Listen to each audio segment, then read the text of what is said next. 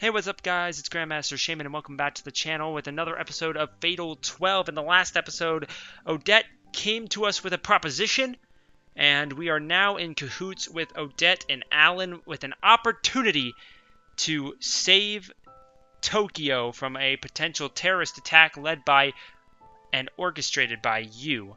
So we're the only one who seems to be able to stop them, so we'll have to see just how that works. Just as Odette had said, I don't go home once we finish our talk. I stay at the warehouse and get some sleep. It's for the best.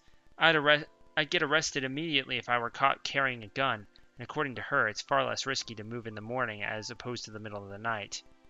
I can't sleep. It's cold, dark, and lonely here. Alan was kind enough to prepare a blanket for me, but it's still my first time sleeping outdoors like this.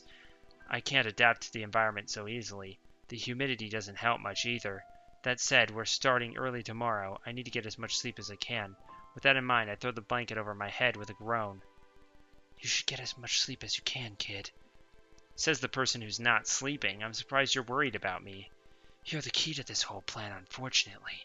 Don't worry about me, though. I ain't a scrawny brat like you. So much for pulling your punches.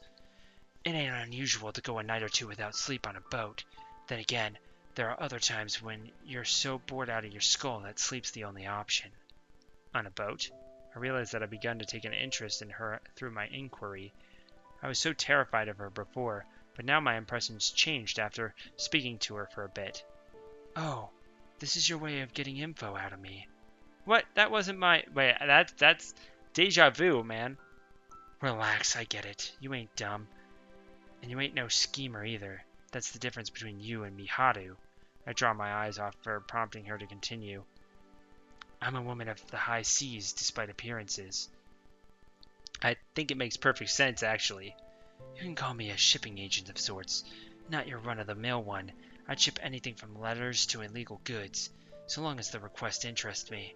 Weapons, illegal booze, you name it. Even people at times. But the one thing I never dealt with was hard drugs. I just ain't about that. Don't stop people from coming to me with them, but they're sleeping with the fishes now, huh? I'll assume that's a metaphor? She laughs in response. Okay, so I actually kind of understand that. After watching someone on YouTube try a Japanese person try and figure out American idioms, so sleeping with the fishes, she's probably like, the fuck does that mean?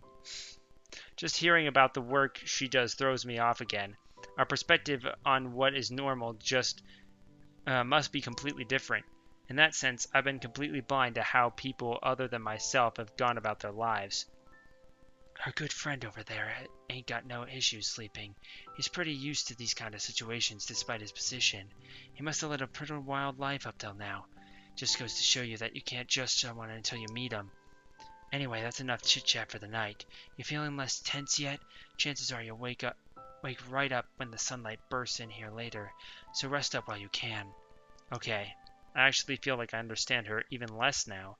She deals with illegal goods for work, and yet she claims to be anti-drugs. She even tried to help me sleep. I've never met someone as difficult to figure out as her. It does make me think, though. No two people are exactly alike, so that's natural. We simply don't know others well enough to truly understand them. The first time I met you, he was just a normal kid full of curiosity and love for Shingetsugu, the man he considered to be his grandfather. There was more to him, though. He was a member of a terrorist organization before that. He then became the one responsible for Naomi's death, and now he wishes for his death by my hand. I don't know which side of him is the real one. I will know soon enough. I'm sure it will tie into his regret. I feel my body gradually reach its limit as I think about all this. Soon enough, I succumb to the temptation to sleep.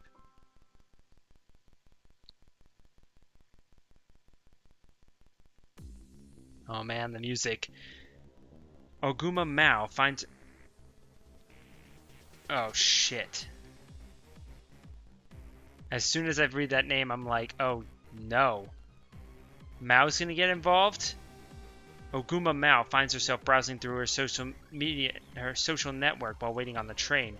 In doing so, she stumbles across an alarming headline. For real? She follows the headline to its source right away. It's an article she has to read no matter what. A number of bags with suspicious materials have been found on the Kamiyacho station. Sounds related to what happened to Naureen. Suspicious materials probably means bombs. Did they manage to catch whoever planted them? Mao isn't familiar with the station itself, but she knows Tokyo Tower is not far from it. She is also aware that merely one station away is Kasumigaseki, home to the majority of the country's cabinet ministry offices. What's more, Roppongi is in the opposite direction. Was this an attempted terrorist attack? An attack there would throw all of Japan into a panic, depending on how far the damage... Mao typically only pays attention to celebrity news, but even she comprehends the potential danger here. Well, they still haven't found any suspects. Based on the article, all they found were the bags. Emeka even got a mention. The events of Emeka are widely considered to be the results of a terrorist activity now. Reporting an attack on that scale as a mere accident, especially when it claimed a life, is simply impossible. Only a week has passed since then, so it's only natural for this new discovery to be linked to what's happened there. Hopefully they'll get caught soon, for Naomi's sake. I wonder if Rini and Miharu saw this already. Might as well link them, just to be sure. Mao pastes a link into the article to their group chat. The very same group chat that once included Naomi. Ah, come on, why did they never look at their phones when I need them to? Just as her claim implies, neither have yet to read her message. She truly believes that this is a case they should be invested in, more than anyone else.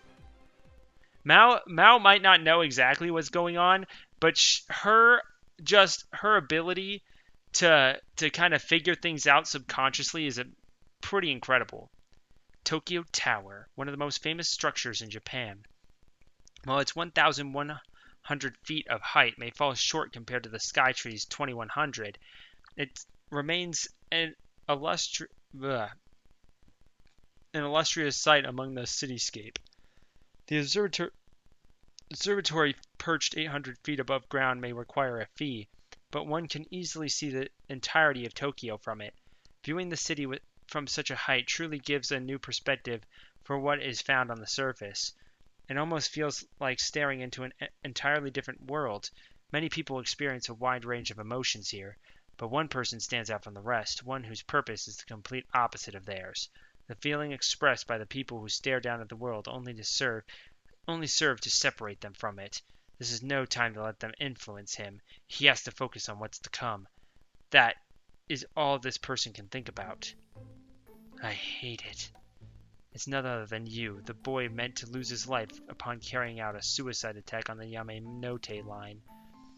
His irritation comes not only from his sense of duty to alert the world to the plight of others, but also from his own emotions.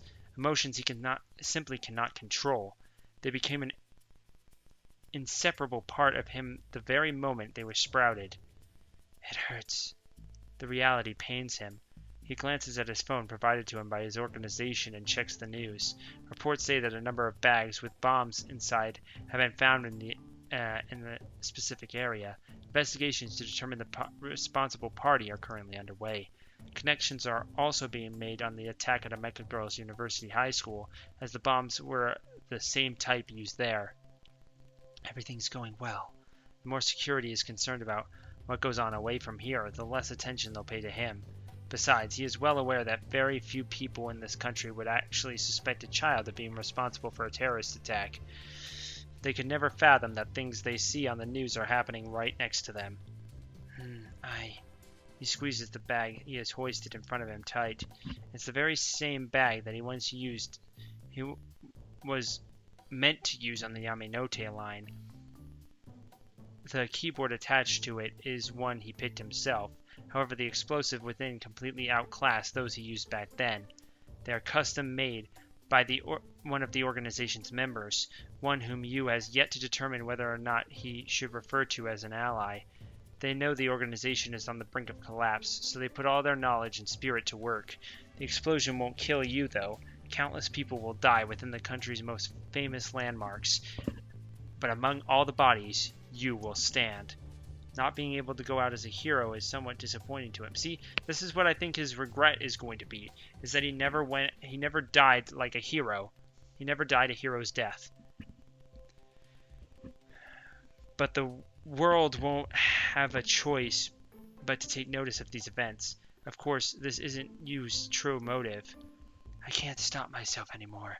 That's why you need to. When you do, kill me. His words, while they fall on deaf ears, are directed to one specific person. I better get going. Yu lines up to purchase a ticket to the observatory, which he accomplishes with ease. It's somewhat rare for a child to come here alone, but not enough for anyone to suspect him. He's just a child, after all. The lady at the counter would never expect that's a bomb in his bag. Up next is... Yu casts a glance at the staff checking using bag checks. There are two ways to reach the observatory. One is the emergency staircase and the other is the elevator. The emergency staircase is open during the day for all to use. It should take around 15 minutes to reach the observatory by that route. In order to maximize the number of casualties, both paths must be rendered unusable. That's what the other members are for, however. The plan has already been put into motion. It's time. A hint of severity takes over his expression. His pupils widen like those of a wild beast. He makes his way to the baggage check line. In front of him is a child even smaller than him alongside his parents. He makes sure not to look back in order to avoid suspicion. But behind him is also a girl around his age. Then again, Rinka looks about the same age as him, judging solely by height, so he cannot be certain of this. Not like these people matter to you. His only concern lies in whether or not he notices any participants, such as number 11. The family in front of him passes through the check without issue. Next up is Yu himself. The moment the staff approaches him, he moves on reflex. Ha! He pulls out a gun he has kept hidden under his coat. A Glock 19. It is both compact and simple to handle. This is no toy gun. It is as real as they come. What the? Figures. Fuck. He brings his left hand up to steady the gun before firing 3 shots into the staff member's gut. The gunshots sound far less flashy than in the movies. The reason he avoided their head was simple. The staff member is a participant.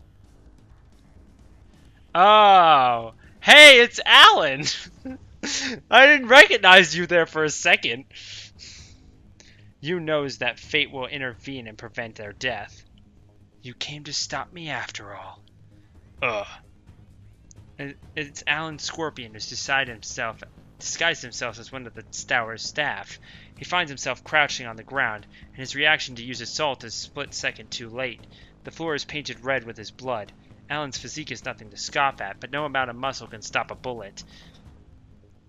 The damage done will be minimal, due to the bullet being fired point blank, but it will be more than enough to render him immobile. You waste no time with this opportunity. Oh, yo! Is that Rinka? He reaches back and grabs the arm of the girl behind him. Wait, did they cut Rinka's hair? I would be so pissed if they cut Rinka's hair. You do not do that. Oh my, they dyed it, maybe? He reaches back and grabs the arm of the girl behind him, pulling her over to him and pointing the gun at her head. Consider her a hostage. Eep. I'll kill her if you stop the elevator. Yu has no issue whatsoever with killing non-participants. No one among the crowd is gallant enough to try anything either. Every last one of them is paralyzed in fear after witnessing what just happened. They don't even run up to Alan to make sure he's okay. All they do is scream. Full-scale panic has already set in by the time the other staff and those whose curiosity got the better of them cut into the scene. The situation is too far beyond anyone's control at this point. Wait! Any normal person would have collapsed from the pain posed by those wounds, but Alan remains able to stare Yu dead in the eye. Split-second decisions were what the entire situation demands. Yu proceeds to take his phone out while keeping the girl close. This is necessary in order to execute their plan. Here we go. Yu navigates his way around and launches a streaming app. The account used for this particular stream is anonymous, but he has all the confidence in the world that the channel will spread like wildfire thanks to social media. I think this is how you do it. He has gone through the motions previously, but it's still hard for him to figure it out. He turns the phone camera towards himself and makes sure he's in frame. Keeping an eye on what's going around him, he makes a number of inputs before setting the stream to go live. The title for the stream, which they had decided earlier, is simple. the organization's name plus suicide bombing stream. Yu opted not to rely on his card book. Speaks to the viewer in somewhat crude Japanese. I'm about to carry out a suicide bombing at Tokyo Tower. Plenty of viewers get hooked by that title alone. That being said, the comments are full of nothing but trolls. They are saying things like, "Quit the act, kid," and "nice publicity stunt, lol." Some other choice examples are, "This is why you should age gate the net," and "This is some new viral marketing thing." The viewer count may have spiked initially, but many begin to leave after seeing the wave of incredulous comments. A huge surge has yet to happen. Yu pays no attention to the comment section, of course. I have a hostage. This gun is real. I shot the person over there with it. Eep. Even with that said, he still has a good idea of how people will react. His time spent watching TV at Shingetsugu's house was for nothing. His unfamiliarity with streaming leads to him leaving himself out of the frame at times, but he eventually turns the camera towards Alan. It's fine if you don't believe me. You're the type of people I'm doing this for in the first place. This is a message for all of you who don't care about the world beyond your bubble. A message for those who suffer from the most outside of it. Yu speaks slowly to his audience. He figures the stream will be perceived as legitimate after showing both the gun and someone who had been shot by it. There will be people who will still think it's fake, but also those who spread it under the belief that it's real. Not to mention the possibility of people at the scene currently watching. The general population comes to realize it's real, though. The viewer count's continued climb is proof of that. The admins likely aren't aware of the stream yet, but Yu knows they will be unable to cut it off once they do take notice. Some of you have connected the dots already, but let me make it clear. I'm the one responsible for the bombing at Omega Girls University High School. That makes me the one responsible for the death of an innocent girl. Of course, you only believe her to be innocent, but if you ask me, anyone with any concern for the world at large is anything but innocent. Even if you watch and read up on the news, that's little more than an excuse. Let's talk about me, for instance. Yu lowers the note of his voice a bit. Oh, we're going to get his backstory? Oh no, we're back to Mao. What the hell? Is this really happening in Japan? Mao poses the question to herself as she watches the stream. The fact that this is happening right after she learned about the bombs that were found earlier takes her by surprise. The boy had both a gun and a hostage. What more, he's already used the gun on someone. His intent to make his way up to the observatory and set off an explosion has been made pretty clear. Mao can't believe this is occurring in Japan of all places. The boy makes it clear that he is doing this for people like her, those who can't believe this is really happening. Mao is unable to consider herself a mere bystander in all of this, though. He's the culprit? He claims responsibility for what happened at Omega. That makes him the one responsible for Naomi's death. Naomi wasn't just an underclassman to Mao. She was a close friend. Let's talk about me for a bit. The boy switches the topic to himself as Mao and the rest of Japan watches. This is a moment she has to pay attention to. Life in the country I was born in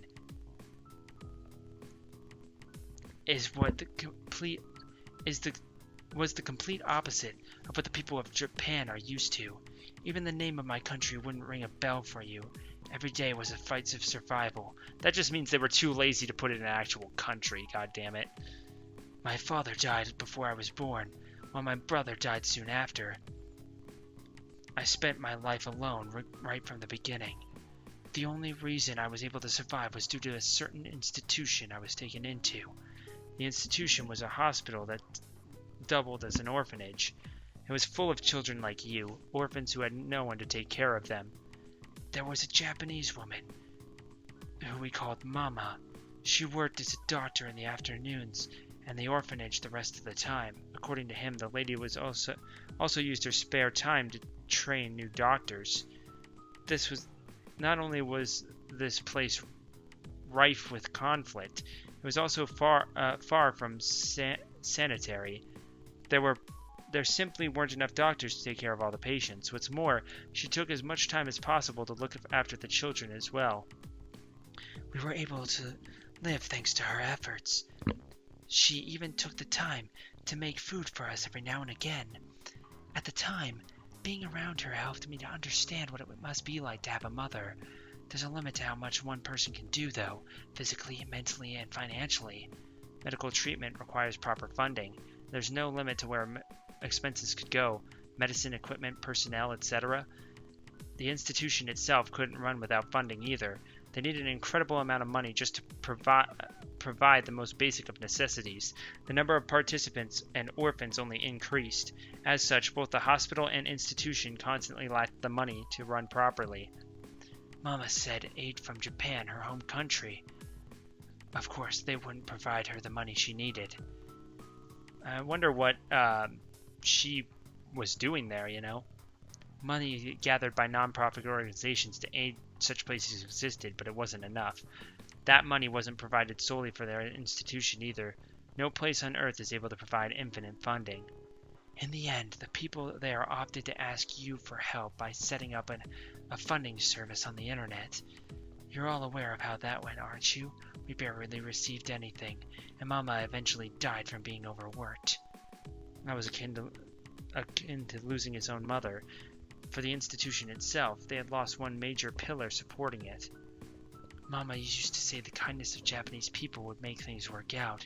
They would come to the aid of a fellow countryman, no matter what. The people of this country would feel for her plight as she worked hard in a far-off land. She truly believed in the people of her homeland. I believed her words because they came from her. But it was all a lie, though. You people don't care, not about my country, not about Mama. Yu runs down the events of his life that have led up to now. That's just... Mao struggles to find the right words. Based on his age, Mao had been born during the whole ordeal. Despite this, she had no clue that any of what he said had happened. The fact that he had brought a fellow Japanese into the equation settled things. I mean, she hates this boy for what he did to Naomi. Just thinking about him makes her angry. Still, she finally realizes that she could direct that anger at herself, too. Age is of no consequence here. The general apathy of the public killed that woman. None of it serves to pardon the actions that resulted in Naomi's death, though. It is, however, a fact that Mao has no means to refute his claim. I mean, it's not Mao's fault, but whatevs. It's kind of interesting how she's has the microphone, the camera, or whatever she's using, just kind of out there. I mean, you can see her arm grasping onto the girl's sleeve. Everyone there listens to you attentively. After that, I became a mercenary, though I was treated more like a disposable tool. I took out any and all opponents with ease. I was talented in the art of war, a natural marksman. I did what I did because I had no choice. And by now the police have shown up, and while she's staring off into the camera, I mean, they could set something up. But the hostage definitely makes it difficult, I will agree to that. His continued survival may not have been what he desired. Survival on the battlefield only yields the death of others. And all this, even after Mama's efforts to reach his compassion. As such, he disposed of his emotions in order to get used to the idea of killing others. The bits of emotions left over from the process remained sealed and hidden within him, all so he could progress forward without losing any sense of self. In exchange, he found a new reason to carry on. I was only ever taught one thing after that: become a hero. He speaks of how they taught him that people can become heroes after death, about how they can offer their lives up for the sake of their beliefs. In doing so, no one can claim they are wrong. Dying in order to protect what's important to them is the one true way for people to become heroes. I came to realize that Mama had become a hero in her death. She stuck to her values till the very end, and that's why I wanted to become a hero myself. Shiro Emiya? Is that... You've gone a little insane. Are you okay, buddy? eventually ended up in Null's Japan branch, thanks to telling one of their leaders about my past when I came to Japan. The fight against this country's indifference was a bit difficult for me to understand, but it resonated with me nonetheless. I could become a hero while getting my revenge on the world. Saying that, Yu tugs his hostage over to the elevator. My comrades should have the observatory under their control now. Don't bother using the emergency stairway either. I have other people stationed there as well. Leaving that warning behind, he makes his way to the elevator. His phone is pointed away from his face once inside. He doesn't want the stream to notice his pained expression as the door closes. Wah! The girl he had taken hostage cries the entire way up. She is visibly shaking too. Yu feels no compassion for her whatsoever. She's about to die, so why should he? If he feels anything towards her, it's gratitude that she hasn't made much of a fuss otherwise. The observatory is a mere 1-minute ride on the elevator. Yu spends the time reflecting on his past he'd just spoken about. The idea of people getting emotional over his story does nothing but annoy him. Has everyone in the country gone through the same miserable experiences as him? He hates those who consider themselves different from the masses because they feel a speck of concern over events like the others he spoke of. It means nothing if no effort is made to change things. The elevator continues to climb the tower as he ponders this. Before long, they reach the observatory. After a brief announcement, the elevator doors open. What are you doing? Upon departing the elevator, he finds himself staring down a muzzle of a gun. The woman with a freakishly muscular body is pointing a high-caliber revolver between his eyes. It's no different than number 11, or none other than number 11, against whom he had fought previously. Your little game's over, kid. Bam! A gunshot rings out. Yu was convinced his comrades were waiting for him. That led to him letting his guard down. He hadn't received word about this either. That's why he wasn't able to move after the gunshot went off. He remains unscathed, however. She hadn't aimed for him. Instead, her target was the phone he had been using to stream the events. The phone is flung back into the elevator as it breaks apart in midair. Yu wastes no time in readying the same gun he shot Alan with immediately after. Remember, I have a hostage. Ah! A familiar voice shouts beside him. The person said voice belongs to takes out a gun of their own, but doesn't shoot. Instead, they use it as a blunt device, swinging it at the head of Yu is holding his own with. Too slow. Yu evades, making sure to keep his bag safe as well. When the girl's swing misses, she's bent over and wide open to retaliation. The black substances oozes onto the floor from her hair. Underneath the ooze, a golden streak reveals themselves. Okay, I was right. Okay. You're Shishimai Rinka. Yu pieces together that the hostage she took was her in disguise. Although surprised, his movements are not affected. He reflexively fires his weapon at her. However, dealing with two opponents in a closed space like this proves reckless even for him. Odette gets a grip on his clothes and violently pulls him towards her. The shots fired at Rinka go astray as a result, piercing right through the elevator ceiling. Odette takes aim at his back with her own gun, the space between his back and his bag to be precise. She fires off 2 shots, both hitting the shoulder straps of his bag. Whoa. One slight miscalculation would have resulted in hitting the bomb concealed within the bag. Fate might have kept him alive, but they still would have been seriously injured from the explosion at such close proximity. Odette's marksmanship ensures she hits her target and severs the bag from Yu. Ha ha! She does this before she even knows how much damage the bomb would cause. Yu redirects his attention toward the bag as to not drop it. He's fine with getting hurt himself, but there wouldn't be enough victims for the bomb to go off here. His decision to prioritize the bag is the exact opposite of Odette's. She delivers a swift and powerful kick to his back while his eyes are glued on the floor. Being almost double his weight, Odette's kick sends him flying. Odette grins from ear to ear as she sees him take to the air. She isn't even concerned about the bag. Watch out! Rinka tosses her gun and lunges for the bag. She goes in head first, arms fully extended. The impact against the floor would likely cause the bomb to go off. That realization is what causes her to jump without a moment's thought. Ugh.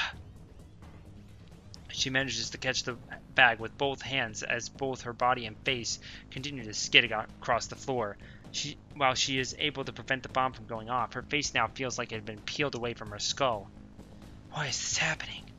The bomb had been stolen from him mere moments before he could accomplish his goal. His outcry is the result of letting his emotions take control. It's only the thing he has left he can do. And it was probably the scariest moment of my life. A bag with a bomb inside crashed onto the floor. I would have had to bear the brunt of the explosion if I failed to catch it. But it's an experience I had been through once before. I wouldn't have died this time, but who knows how badly I would have been burned. My face would have been unrecognizable. My actions helped pull us through the initial phases of our plan, but that much I'm confident about. There's a bomb in here, damn it, don't just ignore it. Oh, my bad. Throwing a feint was the only way I can get him away from him, so I'm glad you knew what to do after that. I'd normally be surprised to hear that she's still smiling all of this, but I know that this is what she lives for. Things are going just as we planned. Why are you the only ones here? There are no traces of any customers, nor used comrades. We are the only three here. Well, we did your little buddies in. Was hoping they'd be strong as you, but nah, just a bunch of small fry. There were 10 of them. Numbers ain't no thing when they're all pushovers. But if there were even 3 people like you, then we'd have trouble. I told them all about you, so why did they let you through? You couldn't have just forced your way through without causing a stir. What's more, they kept in contact with me and never mentioned anything. Oh, you didn't notice? That was me sending those strange messages. I played you 'cause I had to. There was every chance you'd go wild at the entrance if I took down your pals and evacuated everyone. You're bound to round up a good number of casualties no matter where you blow up yourself up in Tokyo. That's why we made a plan to take the bomb away from him. His lack of concentration for his own life made things far more difficult to handle than they would normally. I was worried when Odette said she would handle all of his comrades, but she really did manage to pull it off. You know the rest, I'm sure. We're gonna beat the shit out of you and get you to talk. I told you I don't plan on dying easily, didn't I? He directs that line straight at me. He raises the gun and points it my way. But I'm not his target. It's most likely the bomb. Taking his focus off Odette proves to be a mistake, though. She isn't one to let that slip past her. Making use of the reach provided by her height advantage, she launches another kick right at his jaw before he can fire. You barely dodges in time, but Odette doesn't let up. She continues with an unrelenting barrage of punches and kicks. How about this? He whips out a knife with his left hand. Odette backsteps. She must have figured she'll get slashed if she tries to kick him again. Yu takes advantage of her hesitation by tripping her up with a left leg sweep. It causes her to lose balance, but she manages to kick him in the stomach during her fall. Yu remains armed even after that and fires his weapon after. That dreadful bang echoes through the observatory. He fires 4 consecutive shots. It makes the exact same sound as when he shot Alan earlier. Regardless, not one shot hits Odette because her kick before had knocked him off his balance. There was a distinct clang as the bullets ricochet off the floor. Both of them collapse to the ground. Yu is the first to spring back up, likely due to his smaller frame. He readies his knife and flings it at Odette. As soon as he throws it, he chases it straight towards her. Odette doesn't have the time to get back up and instead opts to draw her gun while prone. She fires the same moment I notice her action. Yu does the same. The sounds of both guns going off overlap. His shot is directed at neither me nor Odette, though. Maybe he's firing while at full sprint. Meanwhile, Odette's shot somehow connects with the knife he had thrown, which causes it to twirl up towards the ceiling. Yu's shot bounces off a small crevice in the floor, sending it straight to Odette's head. That's what I think anyway, but it barely misses her head and strikes her gun instead. It breaks apart and flies across the room. Not bad, but we ain't done yet. One down, one to go. Yu points his gun at Odette. Here's your toy back. For a brief moment, I'm unable to discern what happened. For some reason, Yu lets his gun fall to the floor. Shortly after that, I notice blood dripping from his right hand. With my own knife. His words help me to piece it all together. Odette must have caught the knife she deflected earlier and threw it back at him just in time. Anyway, back to business. Wait, what's that sound? The faint ringing of police sirens can be heard from the surface. I'm amazed it's taking them this long to arrive. Me too! Considering the gravity of the situation, it may not be just the regular police and fire brigade either. The riot police might have come. Having noticed this, Yu snatches up his gun and sprints towards the door, leaving the emergency stairs.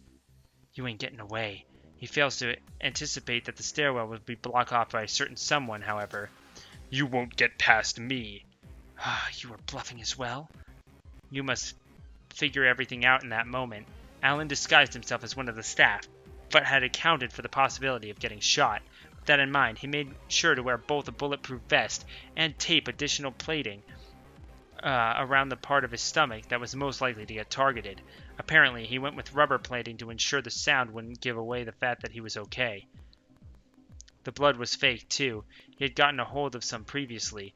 All of this, including myself being taken hostage and Odette neutralizing him, was part of the plan. I wasn't able to do anything once they were locked in combat, but that was also expected. All I had to do was make sure the bomb didn't go off. You have two options. Come with us willingly, or we will force you to do so.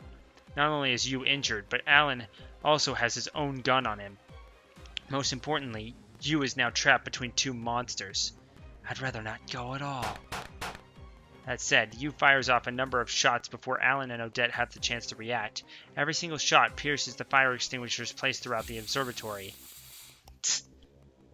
A smoke screen, huh? Quick thinking. Save the compliments for later.